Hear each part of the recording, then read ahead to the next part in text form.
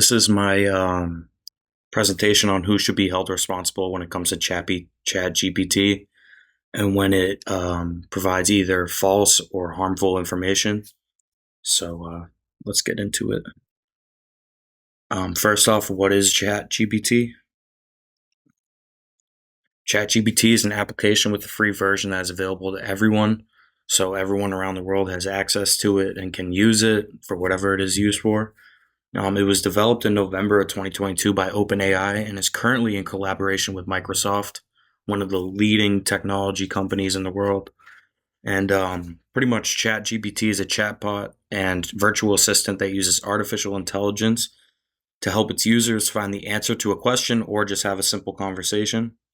This program is extremely popular with 180.5 million registered users and 100 million active users. So that's a lot of people. And next, how is ChatGPT used?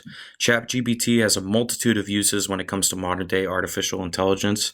Its primary use is natural language understanding and generation. So it understands and it can create. This program can generate anything from a poem to a song to a script to an article, etc. Pretty much anything that people generate by writing.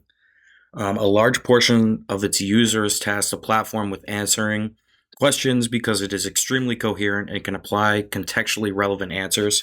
So the answers that it provides and generates have to do with what is being asked. And some people also use ChatGPT for things they're not supposed to, like homework help, coding assistance, and recommendations. So, like, what movie should I watch tonight? And it will give you a contextually correct answer. My next slide is about when can ChatGPT provide incorrect or harmful info. It's pretty much scenarios where it could possibly have like bias commentary or even display incorrect answers due to the data and resources that it uses to generate these answers. So first off, I found online that Purdue assistant professor Tianyi Zhang believes ChatGPT can generate incorrect information anytime and anywhere, and because of how much like it learns on its own and how much resources it goes from. And governmenttechnology.com also added that a new study has found that 52% of ChatGPT's answers contain inaccurate information, which is extremely surprising when you really break it down, and especially how many people are using it. And finally, many people believe due to the vast amount of data the program consumes and learns from, it tends to produce incorrect or misleading responses. While not always incorrect, they could come from out of date research or something like that that is picked up from all of its usage. And next is the big question: who is to blame when it comes to these issues with these OpenAI technologies and stuff? And personally, I think it's hard to blame a program for harmful or incorrect information because it doesn't have emotions, and that's not how it works. And it is also hard to blame the developers when they created something that learns on its own. It's an extremely complicated issue when it comes to blame. And I believe some blame should be on those who rely on this program too much, because if you put the time and research in yourself, you get to the same destination.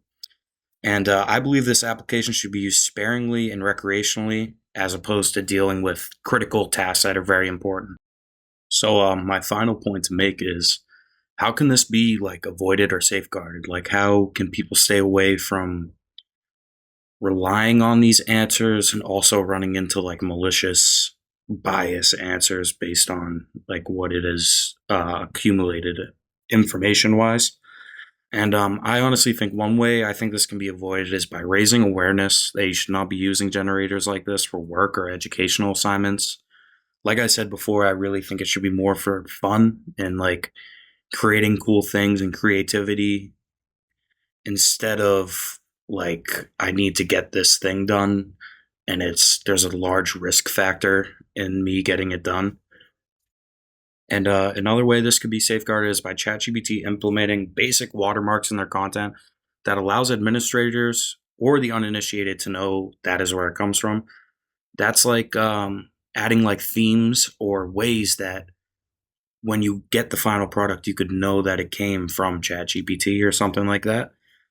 And pretty much to those who don't know about or aren't hip to the new technology, they can find out these type of things through the watermark.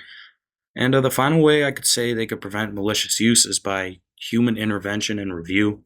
So just have people that work for that software that are kind of maybe not looking at every single thing, but looking at a decent amount of it and reviewing it and making sure nothing malicious gets out. That's about it. Um, Thank you.